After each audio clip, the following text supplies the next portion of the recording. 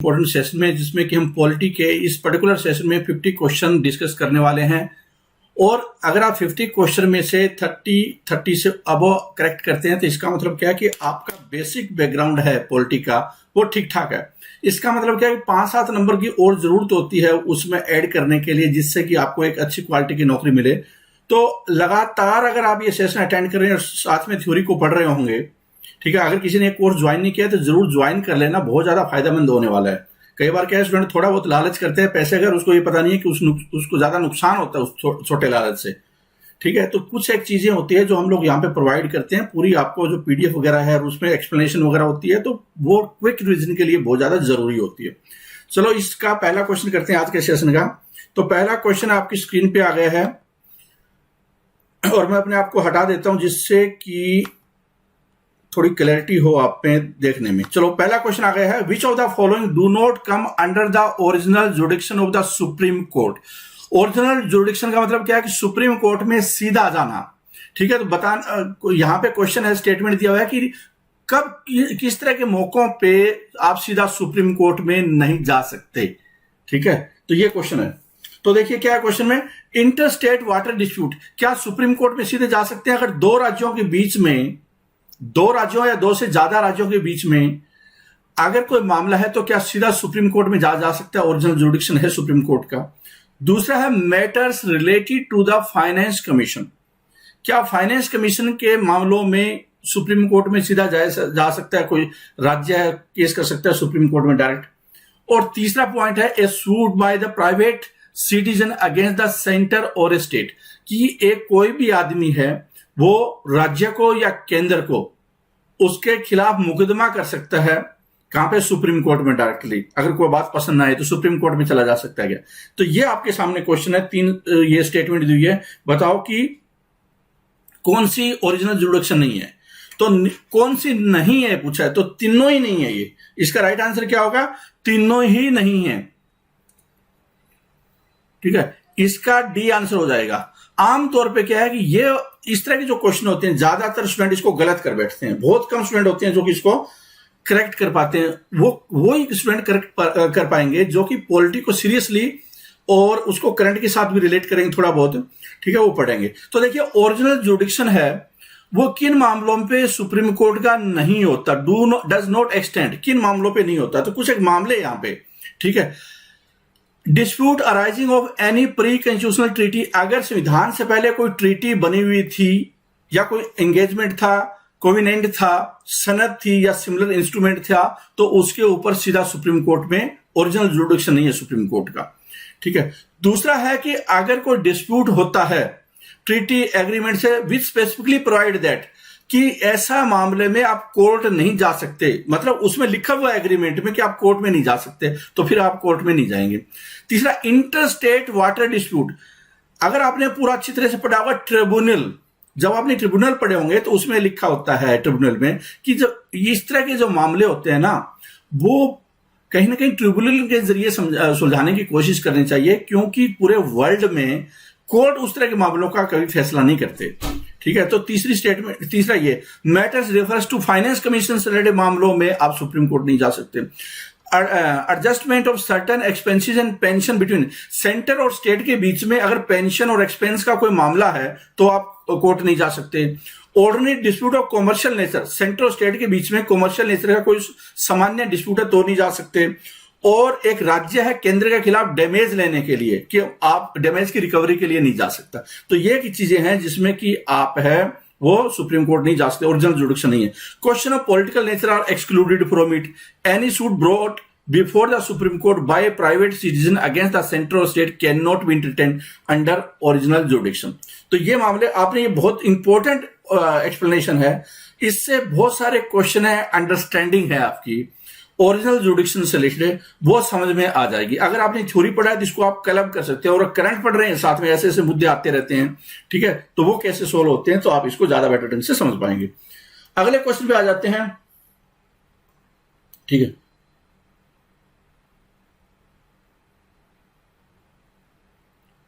Consider the following statement, क्या दिया हुआ है क्वेश्चन में, consider the following statement, a no confidence motion should state the reason for its adoption in the Lok Sabha. क्या दिया हुआ है? पहली स्टेटमेंट दिया हुआ है कि अगर नो कॉन्फिडेंस मोशन होता है, अविश्वास प्रस्ताव होता है लोकसभा में, तो उसके पीछे रीजन देना पड़ेगा। जब भी नो कॉन्फिडेंस मोशन लाएगा कोई, तो उसमें क्या लिखा होगा कि क्या रीजन है, क्या ये बात सत्य है। पहली स्टेटमेंट तो ये है, कारण होना चाहिए। दूसरा है सेंसर मोशन, निंदा प्रस्ताव जिसको बोलते हैं सेंसर मोशन। सेंसर मोशन अगर लोकसभा में पास हो जाता है, council of minister need not resign from the office.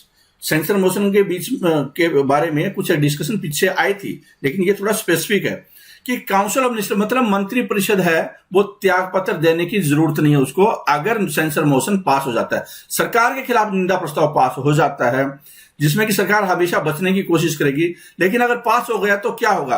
क्या मंत्री परिषद को इस्तीफा देना पड़ेगा? इसमें लिखा हुआ स्टेटमेंट में नहीं देना पड़ेगा। तो बताइए कि स्टेटमेंट करेक्ट है या नहीं है।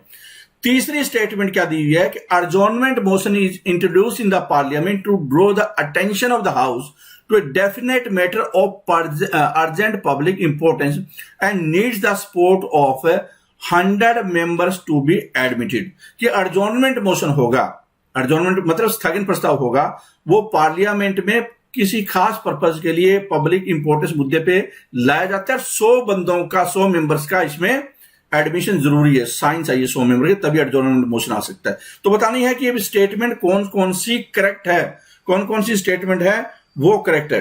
तो देखो इसमें क्या है कि 100 की जगह तो 50 आएगा, तो ये स्टेटमेंट गलत हो गई है। ठीक है, रीजन बताने की आवश्यकता नहीं होती है। नो कॉन्फिडेंस मोशन में कोई रीजन, सरकार गिराने का मकसद होता है और कोई रीजन नहीं होता, तो ये भी गलत हो गया। ये सही है कि सेंसर मोशन होगा तो कोई जरूरी नहीं है सरकार गिरे, सरकार की किरकिरी होती है, इसमें सरकार की बेइज्जती होती है बस कि उसके पास बहुमत ही नहीं था।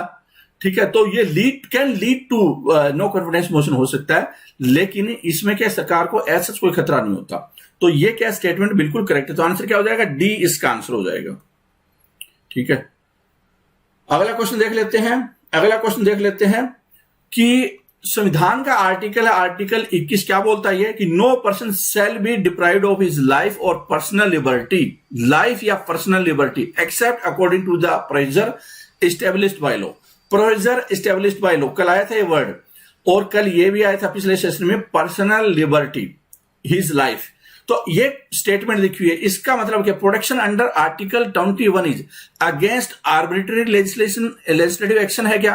अगेंस्ट आर्बिट्रेरी एग्जीक्यूटिव एक्शन है क्या? बोथ ए एंड बी या नन। मतलब कि जो ये राइट है, फंडामेंटल राइट है, ये किसके खिलाफ है? एक आदमी को राइट मिले हैं, वो किसके खिलाफ है? कि जो लेजिस्लेटिव एक्शन होते हैं, कोई पार्लियामेंट या असेंबली में कानून बनता है, उसके खिलाफ है क्या? मतलब उससे रिलेटेड मामलों पे जाया जा सकता है क्या कोर्ट? या फिर एग्जीक्यूटिव एक्शन, एग्जीक्यूटिव एक्शन मतलब कोई सरकार ऐसा निर्णय लेती है जिससे कि लोगों का जो फंडामेंटल राइट है उल्लंघन होता है, आर्टिकल 21 वाला, आर्टिकल 21 वाला। ठीक है, तो वो उसके खिलाफ है क्या? तो ये बताना है आपको ए और बी में से। तो इसका राइट आंसर क्या होगा? इसका राइट आंसर है सी। और इसकी एक्सप्लेनेशन बड़ा ध्यान से सुनना कि इसमें से कई क्वेश्चन है, इसमें से भी कई क्वेश्चन है। देखिए क्या है कि इन गोपालन केस, यह घटना हुई थी 1950 का जिक्र है, हम पीछे चलते हैं 70 साल पीछे। 1950 में गोपालन केस हुआ था। सुप्रीम कोर्ट ने इसका एक जो इंटरप्रिटेशन निकाला था आर्टिकल 21 का, उसका नैरो इंटरप्रिटेशन था, और उसने बोला था आर्टिकल 21 में कि ये सिर्फ है वो सरकार, एग्जीक्यूटिव एक्शन होते हैं उसके अगेंस्ट एक इंडिविजुअल को बचाएगा, न कि जो आर्बिट्रेरी लेजिस्लेशन एक्शन है उससे बचाएगा। लेकिन मेनका केस 1978 में सुप्रीम कोर्ट ने अपने ही फैसले को, जो गोपालन वाला फैसला था, इसका पलटकर वाइड इंटरप्रिटेशन दिया आर्टिकल 21 का, और बोला कि जो प्रोटेक्शन है आपको मिलेगी आर्टिकल 21 से, वो सिर्फ नए सरकारी एक्शन के अगेंस्ट मिलेगी, बल्कि ऐसा कोई आर्बिट्रेरी लेजिस्लेटिव एक्शन भी होता है उसके खिलाफ भी एक नागरिक को मिलेगी। समझ में आई बात? तो ये दो केसों के साथ में जुड़ा हुआ है। अगले क्वेश्चन पे आ जाते हैं। क्वेश्चन नंबर 754 आपकी स्क्रीन के सामने क्वेश्चन नंबर क्या है? 754। और क्या दिया? With reference to the special leave to the appeal, special leave to appeal by the supreme court, consider the following statement. यहां पे क्या दिया हुआ है? Special leave to appeal by the supreme court का मतलब क्या? ये विशेष अवकाश का प्रॉपर मीनिंग नहीं है यहाँ पे। मतलब कि सुप्रीम कोर्ट है, इसका मतलब समझा देता हूं पहले तो मैं। सुप्रीम कोर्ट है, उसके पास में ये राइट है कि वो किस मामले को, मान लो जैसे कि लॉकडाउन है कोरोना की वजह से और उसमें रेलवे स्टेशन में बहुत सारे लोग इकट्ठे हो गए हैं क्योंकि वो भूख से मर रहे हैं या उनके हालात ठीक नहीं है, ठीक है। अब कोई जाता है सुप्रीम कोर्ट में, एक तो होता है पीआईएल का तरीका, ठीक है, वो एक अलग मामला है। लेकिन अगर कोई केस डायरेक्टली अपनी मर्जी से सुप्रीम कोर्ट है, वो आजाद है, मतलब बिना प्रोसेस फॉलो किए हुए, लोअर कोर्ट फिर हाई कोर्ट फिर उससे ऊपर हाई कोर्ट, बिना फंडामेंटल राइट वाला मामला भी, उसका अगर स्पेशल संज्ञान ले, special leave to appeal by the supreme court है, इस मामले से संबंधित है, ठीक है। तो इस तरह की जो घटना होती है उसको, या इस तरह का केस होगा, उसमें स्पेशल लीव है to appeal by the supreme court. इससे रिलेटेड दो स्टेटमेंट दी हुई आपके सामने। क्या है? पहला, supreme court is authorized to grant in its discretion special leave to appeal from any judgment in any matter passed by any court or tribunal in the country including military tribunal and court martial। Supreme court है, उसके पास ये authority, statement क्या बोल रहे हैं, supreme court के पास authority है कि उसके पास ये डिस्क्रेशन है, मतलब विवेकाधीन पावर है, ठीक है, किसी अपील को सुनना, किसी जजमेंट से रिलेटेड किसी भी कोर्ट में, ट्रिब्यूनल में, इंक्लूडिंग मिलिट्री वाले ट्रिब्यूनल या कोर्ट मार्शल होते हैं, मिलिट्री कोर्ट होते हैं, उस केस में भी ये लागू है। स्पेशल लीव टू अपील का कहने का मतलब है कि सारे कोर्ट में जो मामले चल रहे हैं, उसके जो भी मामला है सुप्रीम कोर्ट के पास सीधा सुप्रीम कोर्ट उसे अपने अंडर ले ले। क्या ऐसा है? दूसरा, it can be granted in any judgment whether final और इंटरलोक्यूटरी। ये जो स्पेशल लीव टू अपील है सुप्रीम कोर्ट की, मतलब उस पे अपनी अथॉरिटी है, स्पेशल डिस्क्रेशन है, अपना विवेकाधिकार है किसी जजमेंट पे, वो किसी it can be granted in any judgment, और जो कि फाइनल है या फिर इंटरलोक्यूटरी जजमेंट है, इसे किसी भी निर्णय में प्रदान किया जा सकता है, चाहे वो अंतिम हो या अंतर्वर्ती हो। तो दो स्टेटमेंट है। इस पे आप थोड़ा गूगल और कीजिए, जिससे कि और ज्यादा आपके सामने तस्वीर हो जाए क्लियर, क्योंकि ये तो सिर्फ एक क्वेश्चन है, आपको थोड़ा इस पे कॉन्सेप्ट भी और क्लियर करने की आवश्यकता है, अगर किसी को दिक्कत आ रही है तो, ठीक है। वरना जो सुप्रीम कोर्ट पढ़ा होगा अगर आपने ठीक सा, तो उसमें ये चीजें आती है। तो आपको बताना है कि which of the above statement is और आर करेक्ट। बताइए कि कौन सी स्टेटमेंट है वो गलत है, करेक्ट है। तो देखो, ये स्टेटमेंट तो बिल्कुल करेक्ट है, ये स्टेटमेंट तो बिल्कुल करेक्ट है। इसमें क्या है कि जो ये मामला है ना, मिलिट्री कोर्ट वाला, कोर्ट मार्शल या मिलिट्री ट्रिब्यूनल, ये इंक्लूडिंग नहीं है, इसको बाहर रख कर क्या है, इस मामले में सुप्रीम कोर्ट कोई दखल अंदाजी नहीं करेगा, और बाकी उसके पास पावर है, जिसको लेना है अपने अधीन करना है कर ले, किसी पे फैसला सुनाना है, कोई अथॉरिटी अपनी दिखानी है वो दिखा ले, लेकिन इस पे नहीं हो, स्पेशल लीव टू अपील है, इस पे नहीं होगा, ठीक है। तो इसका मतलब ये स्टेटमेंट गलत हो गई। तो आंसर क्या हुआ? बी इसका आंसर हो जाएगा, ठीक है। तो इसके ऊपर अगर आपके पास पीडीएफ है तो ये सारा एक बार पढ़ भी लेना, जिसमें कि पूरा डिटेल में दिया हुआ है कि क्या क्या मामला है ये। विच of the following statement is और आर करेक्ट। निम्नलिखित में से आपको बताना है कि कौन सी स्टेटमेंट है वो करेक्ट है। Right to information is a fundamental right enshrined in the article 19(1) of the constitution. पहला है right, RTI, right to information है ना, जानने का अधिकार, सूचना का अधिकार है, वो फंडामेंटल राइट है क्या? आर्टिकल 19 में सूचना का अधिकार, आर्टिकल 19 में फंडामेंटल राइट है क्या? दूसरा है supreme court of India is not under the preview of RTI act. क्या सुप्रीम कोर्ट है सुप्रीम कोर्ट इंडिया, वो आरटीआई के दायरे में आता है या नहीं आता है? तो लिखा हुआ दूसरी statement, is not under the preview of the RTI, ठीक है। ये सारी चीजें हैं। तो बताइए कि कौन सा इसमें करेक्ट है, कौन सा इसमें करेक्ट है, समझिए और बताने की कोशिश कीजिए। देखो, पहली जो स्टेटमेंट है आरटीआई है, वो फंडामेंटल राइट है। सुप्रीम कोर्ट अलग अलग समय पे, सुप्रीम कोर्ट अलग अलग समय पे, जैसे अभी हाल फिलहाल में जम्मू कश्मीर में जो ये इंटरनेट का लॉकडाउन हुआ था, इंटरनेट बंद कर दिया था, तो इंटरनेट के मामले में सुप्रीम कोर्ट ने बोला था और बहुत सारे जजमेंट का हवाला दिया था, मतलब केस का हवाला दिया सुप्रीम कोर्ट ने, और उसने बोला कि ये फंडामेंटल राइट है आपके पास इंटरनेट होना।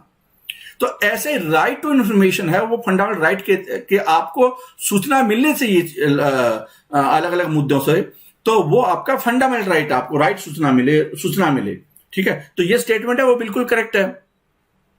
सुप्रीम कोर्ट भी अब आरटीआई के दायरे में है। Supreme court chief justice of CGI का ऑफिस है, ये दायरे में है, इसमें लिखा नहीं है, तो ये स्टेटमेंट गलत हो गई। तो राइट आंसर क्या है इसका? ए इसका राइट आंसर है। ए इसका राइट आंसर है। इस पे आप गूगल कीजिए, नीचे वाली लाइन पे आपको कुछ चीजें खास मिलेगी, पिछले 1-2 साल में कुछ फैसले हुए हैं इस मुद्दे पे। ठीक है, अगले क्वेश्चन पे आ जाते हैं। With regard to constitutional amendment bill, संवैधानिक संशोधन, अगर संविधान में संशोधन करना है उस बिल से संबंधित है, संवैधानिक संशोधन से रिलेटेड है। क्वेश्चन है कि the president can reject the bill but can not return the bill, कि प्रेसिडेंट है किसी बिल को रिजेक्ट कर सकते हैं लेकिन वो वापस नहीं कर सकते। प्रेसिडेंट कैन नॉट रिजेक्ट, कि वो बिल को रिजेक्ट भी नहीं कर सकते, मतलब उस बिल को खत्म नहीं कर सकते, खारिज नहीं कर सकते, और न ही उसको but can return the bill, लेकिन वापस कर सकते हैं। तीसरा है president can neither reject the bill, कि उसको खारिज भी नहीं कर सकते और न ही वापस कर सकते, मतलब कि उसके ऊपर साइन करना ही करना पड़ेगा। ऐसा है क्या? फिर president can either reject bill और रिटर्न द बिल, रिजेक्ट भी कर सकते हैं या रिटर्न कर सकते हैं। तो क्या होगा इसका आंसर? इसका आंसर है सी, कि वो कुछ नहीं कर सकते, उनको साइन करना ही करना पड़ेगा। ये संवैधानिक संशोधन है, उस पर वो, ठीक है, कुछ नहीं कर सकते, उनको साइन करना पड़ेगा, वापस नहीं करेंगे, नहीं रिजेक्ट करेंगे। तो आंसर क्या हो जाएगा इसका? आंसर इसका सी आंसर है। ठीक है, which of the following is not a federal feature of the Indian constitution? Which of the following is not ए, बहुत ही टिपिकल सा क्वेश्चन है। ठीक है, अगर आपने सीरियसली डिटेल में पढ़ा है तो ये बात बनेगी इसमें। क्वेश्चन में क्या है? क्वेश्चन में आपका कि which of the following is not a federal feature of the Indian constitution? Federal feature कौन सा नहीं है? सुपरमेसी ऑफ द कॉन्स्टिट्यूशन, या rigidity of the constitution, single constitution, या नन ऑफ द अबो, या फिर क्या है? None of the above. तो देखो, जो सिंगल कॉन्स्टिट्यूशन है, ठीक है, वो फेडरल फीचर नहीं है।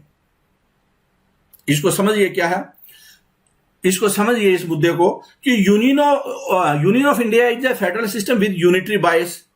क्या है वो? Federal feature of the constitution include 2 government. Federal feature हमारे संविधान में, देखो, इंडिया का फेडरल फीचर है लेकिन यूनिटरी बायस है। तो जो फेडरल फीचर है, जिसको मेन कोर है फेडरल फीचर का, वो क्या है? कि 2 गवर्नमेंट होगी, केंद्र पे होगी और राज्यों में होगी। डिवीजन ऑफ पावर होगा, केंद्र की अलग पावर, राज्यों की अलग पावर। रिटन कॉन्स्टिट्यूशन होगा, जिससे कि साफ साफ पता चले केंद्र के पास कौन सी पावर है और स्टेट के पास कौन सी पावर है। सुपरमेसी ऑफ द कॉन्स्टिट्यूशन, संविधान है वो सुप्रीम होगा। इसका इंटरप्रिटेशन आप ऐसे कर सकते हैं कि जो संविधान में लिखा हुआ है ना, वही बात चलेगी। सेंटर अपने इन सारे इंटरप्रेट नहीं कर सकता, संविधान है वो सुप्रीम होगा, संविधान वो सुप्रीम होगा। ये लाइन बहुत इंपॉर्टेंट है। रिजिडिटी ऑफ द कॉन्स्टिट्यूशन, कि संविधान में आप जल्दी से बदलाव नहीं कर सकते, मतलब फेडरल स्ट्रक्चर को आप खत्म नहीं कर सकते, आप उसको इग्नोर नहीं कर सकते। रिजिडिटी ऑफ द कॉन्स्टिट्यूशन ये इंपॉर्टेंट फीचर है फेडरल स्ट्रक्चर में। जो चीज है वो इंडिपेंडेंट जुडिशरी है वो इंडिपेंडेंट होगी। अब ये नहीं हो सकता जुडिशरी है कि वो राज्य की अलग होगी, केंद्र की अलग होगी। ये मामला क्या है कि एक इंडिपेंडेंट जुडिशरी क्रिएट कर दी गई है, जो कि पूरे सिस्टम को देखेगी, जो फेडरल इंक्लूडिंग फेडरल, ठीक है। और बाई कैमरल का मतलब कि जो राजस्व है वो काउंसिल ऑफ स्टेट, राज्यों को रिप्रेजेंट कर रही है, जो कि कैरेक्टर किस बात का प्रतीक है, वो है फेडरलिज्म का प्रतीक है, ठीक है। अब आ जाता है यूनिटरी फीचर है संविधान में, वो डोमिनेंट कैसे है? Unitary feature of the constitution की स्ट्रॉन्ग सेंटर, सिंगल कॉन्स्टिट्यूशन है। सेंटर स्ट्रॉन्ग है कई मामलों में, इमरजेंसी के टाइम में वगैरह, ठीक है। तो वो क्या है, वो सिंगल यूनिटरी फीचर का इंडिकेट करता है। सिंगल कॉन्स्टिट्यूशन संविधान में, सिंगल सिटीजनशिप है, राज्यों की कोई सिटीजनशिप नहीं है। अगर जैसे अमेरिका में राज्यों की भी होती है सिटीजनशिप और देश की भी होती है, तो यहां पे वो सिंगल सिटीजनशिप वाला मामला है। Flexibility of the constitution, Bharat का संविधान फ्लेक्सिबल भी है और रिजिड भी है। फ्लेक्सिबल क्या है कि कई बहुत इजीली मेजोरिटी से ही पास हो सकते हैं, संविधान में परिवर्तन किया जा सकता है, तो वो वाला फीचर है वो यूनिटी की तरफ है। इंटीग्रेटेड जुडिशरी, ठीक है, मतलब राज्यों की केंद्र की पूरा पूरा संविधान अलग से बनाया गया, जुडिशरी उसके अनुसार है, सुप्रीम कोर्ट हाई कोर्ट को कंट्रोल करता है, वो वाला फंडा है। Appointment of state governor by the centre, all India services emergency provision, ये सारे यूनिटरी के प्रतीक है। तो ये वाली जब चीज समझेंगे और फिर क्वेश्चन पे जाएंगे तो आपको क्वेश्चन समझ में आएगा फिर।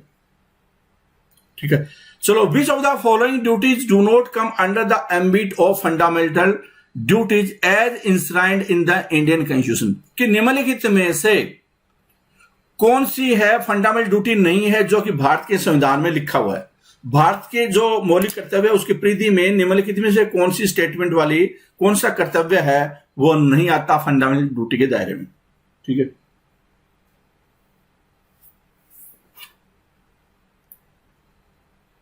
ठीक है, तो बताओ कौन सा दायरा नहीं आता। To value and preserve the rich heritage of the country's composite culture, क्या ये फंडामेंटल ड्यूटी है। दूसरा, to safeguard public property and to observe violence, कि सार्वजनिक संपत्ति है उनकी रक्षा करना और हिंसा में इन्वॉल्व न होना। ठीक है, क्या ये फंडामेंटल ड्यूटी है। तीसरा, to uphold and protect the sovereignty unity and integrity of India, भारत की एकता अखंडता संप्रभुता की रक्षा करना, क्या ये फंडामेंटल ड्यूटी है। पूछा कि कौन सी नहीं है। To protect monument places and objects of artistic historic interest which are declare to be national importance, कि राष्ट्रीय महत्व के जो इमारतें वगैरह है, हिस्टोरिकल इंटरेस्ट वाली चीजें हैं, मोन्यूमेंट है, ठीक है, उनका प्रोटेक्शन करना, क्या ये फंडामेंटल ड्यूटी है। तो निम्नलिखित में कौन सी नहीं है। राइट आंसर क्या होगा इसका, ये डी नहीं है। ये क्या, ये तो directive principle of state policy है, ये तो राज्य को करना है, मतलब सरकार को करना है कि मोन्यूमेंट को प्रोटेक्ट करना, एक आम आदमी थोड़ी करेगा। ड्यूटी है वो इंडिविजुअल है कि आपको करना है, नागरिकों को करना है, सिटीजन को करना है। और जो ये जो directive principle of state policy वो क्या है, सरकार को करना है, तो ये सरकार का काम है, तो डी है इसका आंसर हो जाएगा। ठीक है, डी आंसर हो जाएगा। और ये आर्टिकल 49 के तहत है, जो ये वाला प्रोटेक्ट मॉन्यूमेंट वाला, वो आर्टिकल 49। चलो, क्वेश्चन आ जाता है, amendment to which of the following provision of the constitution do not require consent of the state, निम्नलिखित में से कंसेंट, अगर मान लो चीजें चेंज करनी है संविधान में तो राज्यों की अनुमति नहीं चाहिए। राज्यों की अनुमति नहीं चाहिए, होता है ना कि 2/3 बहुमत से पार्लियामेंट में पास करवाना और फिर मोर देन 50% राज्यों की सिंपल मेजोरिटी से वो पास करवाना। जैसे जीएसटी बिल था, राज्यों की अनुमति चाहिए थी। ठीक है, अब यह है कि राज्यों की अनुमति किसमें नहीं चाहिए। फिर क्वेश्चन है राज्यों की अनुमति कौन से में नहीं चाहिए। तो राइट आंसर क्या है बताइए, क्या क्या है इसमें, कि election of the president and it's manner, अगर भारत के जो राष्ट्रपति इसके इलेक्शन को में चेंज करना हो, डायरेक्ट जनता से इलेक्शन करवाना हो, डायरेक्ट जनता से, अब इनडायरेक्ट इलेक्शन होता है, अगर ये बात करनी हो तो क्या राज्यों की अनुमति चाहिए, पहली बात तो ये। दूसरा, union list given in the 7th schedule of the Indian constitution, election to parliament and state legislature और power of the parliament to amend the constitution and its procedure. ठीक है, तो बताइए, power of the parliament to amend the constitution and its procedure, कि parliament के पास power में change करना हो संविधान में परिवर्तन के लिए तो राज्यों की अनुमति चाहिए। संविधान में चेंज करने के लिए ऑब्वियसली चाहिए। तो ये स्टेटमेंट क्या है, ये स्टेटमेंट तो करेक्ट हो गई, ये स्टेटमेंट तो करेक्ट हो गई। ठीक है, अब आ जाता है, ये स्टेटमेंट करेक्ट हो गया। अब इलेक्शन ऑफ द प्रेसिडेंट, अगर इलेक्शन चाहिए तो इसका मतलब क्या है कि राज्यों का रोल भी तो होता है, राज्यों के एमएलए भी तो वोट डालते हैं, तो राज्यों से पूछना पड़ेगा, तो ये भी स्टेटमेंट करेक्ट ठीक है।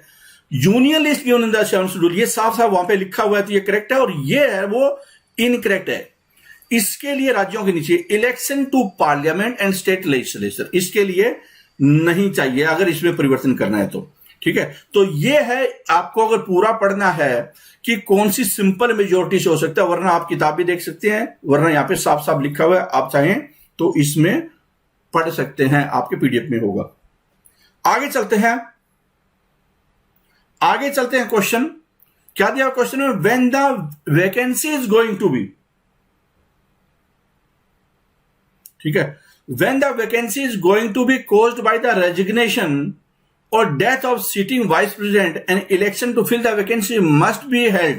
क्या दिया यहां पे कि when vacancy is going to caused by the resignation, अगर वाइस प्रेसिडेंट है उसकी डेथ हो जाती है, रिजाइन कर सकता है, कर देते हैं, तो जो इलेक्शन होता है वो कितने समय में हो जाना चाहिए। इलेक्शन वाइस प्रेसिडेंट का अगर डेथ है या रेजिग्नेशन है उसके बाद कितने समय में हो जाना चाहिए। ठीक है, तो राइट आंसर क्या है इसका? जैसे राष्ट्रपति के केस में तो 6 महीने वाला है, क्या इसका केस में भी 6 महीने वाला है? तो इसका राइट आंसर क्या होगा? एज सुन एज पॉसिबल, जैसे वैकेंसी हो उसके जल्दी से जल्दी होना चाहिए। तो आंसर है इसका ए। बहुत सारे स्टूडेंट बी भी कर सकते हैं इसका आंसर, या और कुछ कर सकते हैं। चलो एनीवे, अगला क्वेश्चन है strength of the high court is determined by.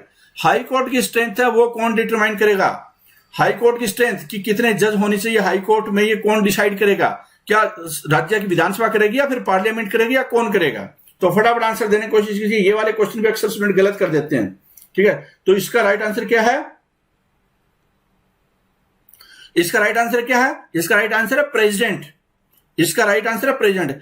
Every high court consist of chief justice and such जजेस as the president may from time to time deem necessary to appoint. यहां पे president word है कि जब भी president को लगता है कि कितनी स्ट्रेंथ होनी चाहिए, समय समय पर इसको चेंज किया जा सकता है, कोई फिक्स नहीं है।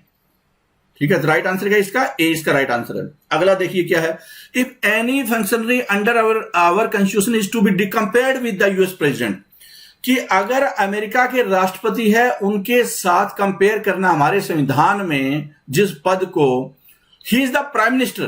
प्राइम मिनिस्टर अमेरिका के राष्ट्रपति के बराबर है, न कि हमारे राष्ट्रपति है, क्योंकि वो तो नॉमिनल पावर है, उनके पास ज्यादा एग्जीक्यूटिव पावर नहीं है।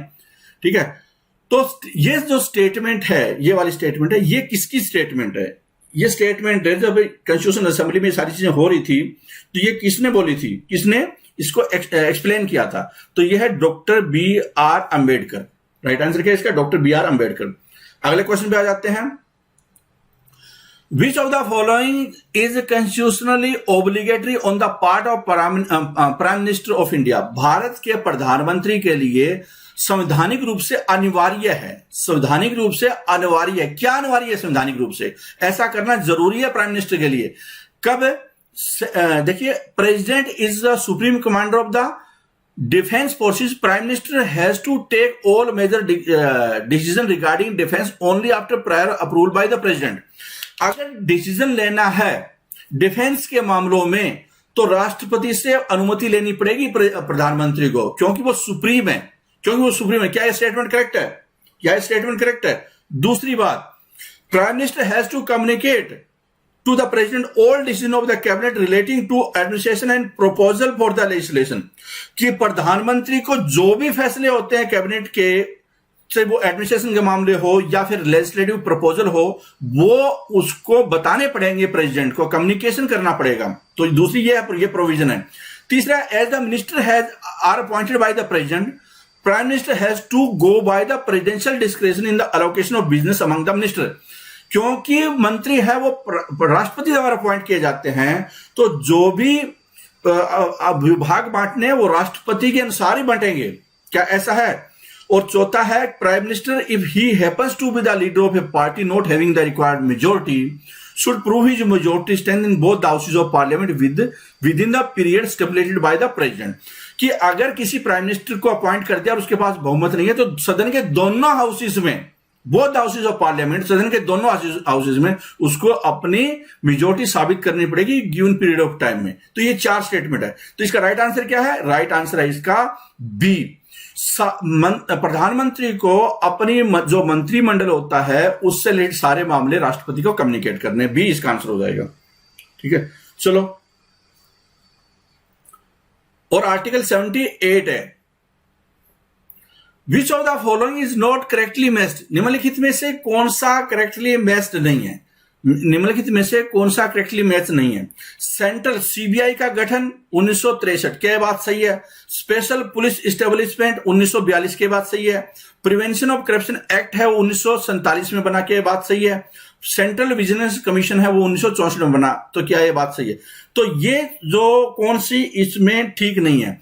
ये बी वाली ठीक नहीं है, बाकी सारी करेक्ट है। बी वाली ठीक नहीं है, बाकी सारी करेक्ट है। जो स्पेशल पुलिस एस्टेब्लिशमेंट है, ठीक है, ये स्पेशल पुलिस एस्टेब्लिशमेंट है 1941 में बनी थी, न कि 1942 में। लेकिन वो अंग्रेजों के टाइम में, और इसका काम था करप्शन से रिलेटेड मामलों में। लेकिन इसको बदलकर Delhi special police establishment act है 1946 में बनाया गया इसको। ठीक है, मतलब उसको 1946 में बनाया गया Delhi special police establishment act, ताकि मामलों को ज्यादा बेटर ढंग से इन्वेस्टिगेट कर पाए। एक्ट बना दिया गया इसका। और सीबीआई पावर है अपनी, सीबीआई का जो बाद में गठन हुआ था, तो इसका जो लेजिस्लेटिव सपोर्ट है उसको इस एक्ट से मिलती है। ठीक है, तो अगला क्वेश्चन है 765, consider the following statement with reference to parliamentary control over the budget. Budget के मामले में पार्लियामेंट का क्या कंट्रोल है? बजट के मामले में पार्लियामेंट का क्या कंट्रोल है? पहला है, departmental standing committee have the responsibility to draft and create annual budget. Departmental standing committee, उनकी रिस्पॉन्सिबिलिटी होती है ड्राफ्ट करना और बजट को क्रिएट करना। क्या ये बात सही है? जो पार्लियामेंट में कमेटी होती है इसका नाम है डिपार्टमेंटल स्टैंडिंग कमेटी। क्या बजट बनाना उनका काम है? पहली बात तो ये है, पहली स्टेटमेंट ये है। दूसरा है, एस्टिमेट कमेटी है, वो कट मोशन बजट पे या बजट को कट कर सकती है। Government can not justify expenditure on a particular head, कि एक पर्टिकुलर हेड का एक्सपेंडिचर जो लिखा हुआ बजट में अगर वो जस्टिफाई नहीं कर पाए, तो जो एस्टिमेट कमेटी होती है ना, वो उसको कम कर सकती है बजट को। तीसरा, no money from the consolidated fund of India can be withdrawn without the consent of parliament. जो कंसोलिडेटेड फंड ऑफ इंडिया, उससे पैसा वापस नहीं निकाल सकते बिना अप्रूवल के, पार्लियामेंट के अप्रूवल बिना पैसा नहीं निकाल सकते। तो बताना कि कौन सी जो स्टेटमेंट है वो करेक्ट है। तो राइट आंसर क्या है? इसका तीसरी स्टेटमेंट ही करेक्ट है, ये वाली ठीक है। जो एस्टिमेट कमेटी होती है ना, वो सिर्फ रिव्यू करती है, उसके पास कोई पावर नहीं होती कि वो बजट को कट कर दे। सरकार का काम है वो तो बजट कितना होता है, एस्टिमेट कमेटी अपनी राय देती है, रिव्यू करती है। और डिपार्टमेंटल स्टैंडिंग कमेटी होती है ना, उसकी रिस्पॉन्सिबिलिटी को बजट बनाना नहीं है, बजट बनाना है वो तो मंत्रालय बनाता है, और मंत्रालय में डिपार्टमेंट ऑफ फाइनेंस मिनिस्ट्री में उसका नाम है डिपार्टमेंट ऑफ इकोनॉमिक अफेयर्स। तो पहली स्टेटमेंट तो गलत हो गई। ठीक है, तो राइट आंसर क्या था इसका? राइट आंसर है इसका ए। अगले क्वेश्चन पे आ जाते हैं। Present relationship between president and council of minister is govern by the provision of, कि जो प्रेसिडेंट है और काउंसिल ऑफ मिनिस्टर है उसके बीच में जो रिलेशन है, उसका संबंध है वो किस अमेंडमेंट से रिलेटेड है, किस अमेंडमेंट से गवर्न करता है आजकल। ठीक है, तो इसका राइट आंसर है वो क्या है? राइट आंसर है इसका डी। अब डी क्यों है? डी इसलिए है कि 42वें संवैधानिक संशोधन में एक चीज कर दी गई थी कि जो राष्ट्रपति के पास गया वो वापस नहीं आ सकता। मतलब काउंसिल ऑफ मिनिस्टर ने कोई फैसला लिया, राष्ट्रपति के पास भेज दिया, राष्ट्रपति उसको रिकंसिडरेशन के लिए वापस नहीं कर सकते, साइन करना पड़ेगा। अब क्या है कि राष्ट्रपति है वो एक बार रिकंसिडरेशन के लिए किसी मामले पर काउंसिल ऑफ मिनिस्टर को भेज सकते हैं, और अगर उसने वापस कर दिया कि हाँ हम ठीक बोल रहे हैं, तो एक बार दोबारा राष्ट्रपति के पास चला गया तो उसको फिर साइन करना है, उसको काउंसिल ऑफ मिनिस्टर के साथ काम करना है। ठीक है, मतलब थोड़ी सी फ्लेक्सिबिलिटी आ गई है। तो ये संवैधानिक संशोधन हुआ था 44th। आगे चलते हैं। Zonal council have been established by, zonal council है वो कब इस्टेब्लिशमेंट कर दी गई? कई बच्चे जोनल काउंसिल को एक जो वो होती है ना पावर ग्रिड वाली जोनल काउंसिल, उसके साथ पावर ग्रिड के जोन है उसके साथ इसको कंफ्यूज कर देते हैं। वो नहीं है, ये 5 जो जोनल काउंसिल है, होम मिनिस्ट्री जिसका होम मिनिस्टर उसका चेयरमैन होता है, उसकी बात हो रही है। और वो क्या है, कब एस्टेब्लिशमेंट हुई थी? तो वो हुई थी स्टेट रीऑर्गेनाइजेशन एक्ट 1956 के दौरान, इसके अंदर। तो राइट आंसर क्या है इसका? राइट आंसर है बी। ठीक है, राइट आंसर क्या है इसका? बी। अगला चलते हैं। Which of the following writ is not specifically provided in the constitution of India. भारत के संविधान में निम्नलिखित में से कौन सी रिट है उसका जिक्र नहीं है, कौन सी रिट है उसका जिक्र नहीं है। और लेकिन वो वर्ड है ना, वो बहुत बार अखबारों में आप देखते हैं, वो वर्ड है वो अखबारों में जरूर देखते हैं आप, और एग्जाम में क्वेश्चन पूछे जाते हैं उस पर, लेकिन वो रिट नहीं है। तो राइट आंसर क्या है इसका? डी वाली रिट नहीं है। डी वाली क्या है? रिट नहीं है। एक्चुअल में इंजंक्शन होता है ना, वो लीगल और इक्विटेबल रेमेडी होती है, और स्पेशल कोर्ट ऑर्डर होता है। मतलब कि अगर कोई वो बोलता है किसी पार्टी को या तो काम करने के लिए या न करने के लिए, तो उस तरह की जो ऑर्डर होता है उसको इंजेक्शन बोलते हैं। जैसे कि सरकार को आदेश दिया कि आपको उसको एसिड विक्टिम है उसको 5 लाख रुपए देने हैं, तो ये क्या इंजेक्शन है? इंजेक्शन है ये 5 लाख रुपए देने हैं। मतलब एक पार्टी को, सरकार को आदेश पारित कर दिया कि 5 लाख इसको दो, मुआवजा दो, या पुलिस को बोल दिया कि आपको 10 लाख रुपए इसको देना है, क्योंकि इसका दहेज वाला जो वो होता है ना, रेप वाला मामला, उसमें इंजेक्शन दिया जाता है। ठीक है, कि आपको इतने वो देना है। तो इस तरह के ऑर्डर होते हैं, उसको बोलते हैं इंजेक्शन। संविधान में इसका जिक्र नहीं है। It is not specifically specifically provided in the constitution of India, ये लीगल रेमेडी है। Which one of the following pairs is correctly matched, निम्नलिखित में से कौन सा पेयर है वो मैच करता है, ठीक है। तो बताइए कि कौन सा करेक्ट है, निम्नलिखित में से कौन सा निम्नलिखित में से करेक्ट है, ठीक है। तो ये वाला जो है ना 1861 में पोर्टफोलियो सिस्टम, पोर्टफोलियो मतलब विभाग वाला सिस्टम है, विभाग वाला सिस्टम है वो आया था, तो ये बी है, इसका करेक्ट आंसर हो जाएगा। जो डायरकी है सेंटर पे वो 1935 में हुई थी। 1919 में तो राज्यों वाली डायरकी थी, राज्यों की डायरकी खत्म करके जो दोहरा शासन है वो 35 में लाया गया था। बाई कैमरलिज्म है वो 1919 एक्ट के साथ संबंधित है, और गवर्नर जनरल ऑफ इंडिया का 1833 एक्ट के साथ संबंधित है, ठीक है। अगले क्वेश्चन पे आ जाते हैं। अगले क्वेश्चन में आ जाता है how many members are nominated by the state legislative council by the governor, कितने मेंबर है जो कि गवर्नर द्वारा राज्य की विधान परिषद में गवर्नर द्वारा नॉमिनेटेड किया जाता है। ये अपॉइंटेड वर्ड नहीं है, ये नॉमिनेटेड वर्ड है, ठीक है। कई बार क्वेश्चन ऐसे भी आ जाता है कि बताओ इनडायरेक्ट इलेक्शन से कितने लोग हैं वो इलेक्ट होते हैं, तो आंसर क्या होगा, इनडायरेक्ट इलेक्शन से 5/6 और गवर्नर द्वारा 1/6। तो इसका राइट आंसर क्या है, इसका राइट आंसर है 1/6, ठीक है ना। जो 5/6 है वो तो क्या है कि लेजिस्लेटिव काउंसिल के इलेक्टेड होते हैं इनडायरेक्टली, और 1/6 नॉमिनेटेड होते हैं, और नॉमिनेटेड कौन करता है, गवर्नर करता है। Fundamental duties were incorporated in the constitution on the recommendation of, ये क्वेश्चन बहुत आसान है। मुझे लगता है कि जो बच्चा ये इसका आंसर नहीं दे पाएगा ना, इस प्रेजेंटेशन को समझ नहीं पाएगा। वो जो ये सेशन चल रहा है, इस सेशन को समझने के लिए थोड़ा लेवल होना जरूरी है, वरना पल्ले नहीं पड़ेगा, ठीक है। क्योंकि ये एमसीक्यू है और ये उम्मीद की जाती है कि किसी ने थ्योरी ठीक ठाक पढ़ी होगी, क्योंकि ये हर तरह के एग्जाम को कवर कर रही है, कोई छोटे मोटे एग्जाम को नहीं, हर तरह के, इंक्लूडिंग पीसीएस लेवल, ठीक है। तो फंडामेंटल ड्यूटी है वो किसकी, सवर्ण सिंह कमेटी है, उसकी रिकमेंडेशन के बाद में, और वो 1976 में 42वां संवैधानिक संशोधन हुआ था, ऐड की गई थी। अगला क्वेश्चन है since their inception the NDC national development council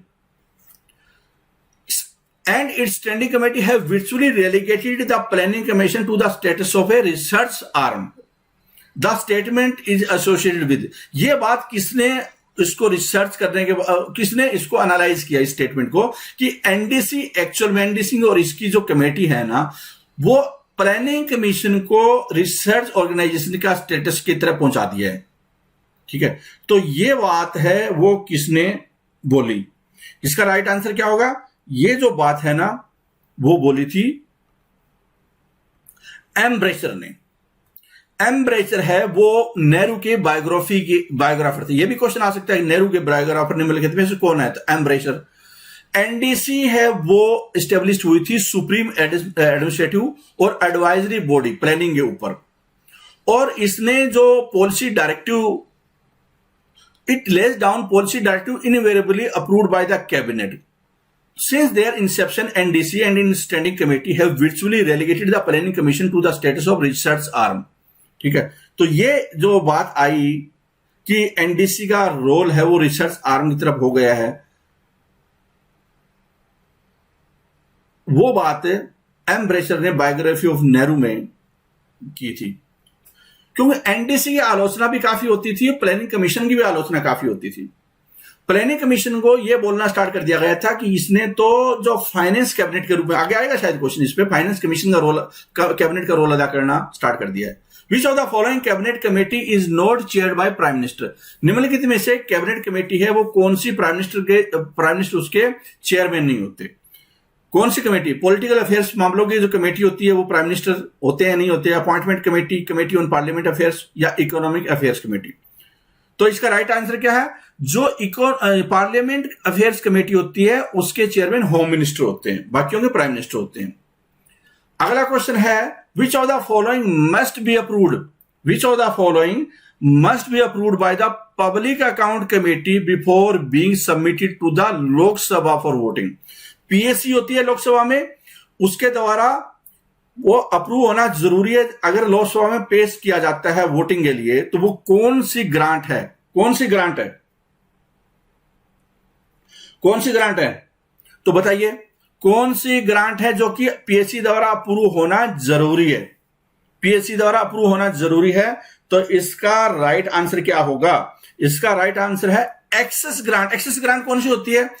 जब किसी मंत्रालय ने, ये साल के आखिर में अप्रूवल होती है, मतलब एक मंत्रालय उसने खर्चा कर दिया है, जरूर से ज्यादा खर्चा कर दिया है, अब एक्सेस ग्रांट उसको अप्रूव करवानी है, तो पहले जो पीएससी है उसके पास जाएगी, वो देखेगी इसका पीछे लॉजिक क्या है, और उसने अप्रूव की है पहले, और फिर उसके बाद में वो फिर वहां से अप्रूव हो जाएगी, किससे? लोकसभा से। अगला क्वेश्चन है, consider the following statement regarding demands for grant. Demands for grant मतलब अलग अलग मंत्रालय होते हैं, उनके अलग अलग डिपार्टमेंट के खर्चे होते हैं, उसको बोलते हैं कि डिमांड फॉर ग्रांट। पार्लियामेंट में रखे जाते हैं, लोकसभा में, और जब डिमांड जितनी रखी जाती है 10 करोड़ 20 करोड़ पर्टिकुलर डिपार्टमेंट की, 1000 करोड़, तो वो ग्रांट मिलेगी या नहीं मिलेगी, तो डिमांड फॉर ग्रांट उसको ये बोला जाता है। मतलब पास हो गई, ठीक है, तो वो क्या है कि वो फिर एक्सपेंडिचर फाइनेंस बिल है वो पास हो गया, तो फिर वो सभी को मिल जाएंगी। तो क्वेश्चन ये है यहां पे कि demand for grants are presented to the Lok Sabha along with annual financial statement. की जो बजट होता है, एनुअल फाइनेंशियल स्टेटमेंट जिसको बोलते हैं, वो डिमांड है हर मंत्रालय, हर डिपार्टमेंट की, वो उसके साथ ही पेश की जाती है लोकसभा में, ठीक है।